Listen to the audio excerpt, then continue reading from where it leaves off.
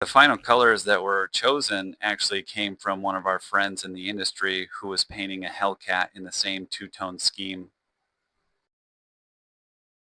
All of our past projects like Berlin Express, the D87 Avenger, and others were gone about the same way, just looking at a bunch of books and literature that has been collected over the years.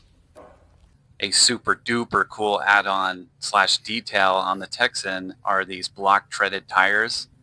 Also notice the decals and stencils on the landing gear.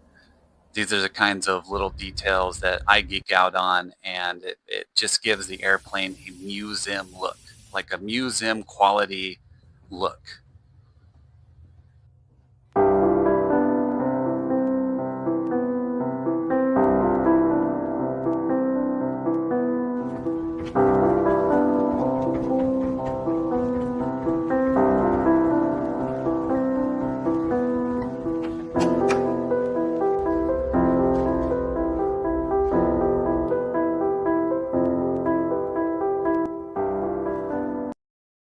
Painting the plane went down about how you would expect, a gigantic amount of never-ending sanding, cleaning, stripping, and masking.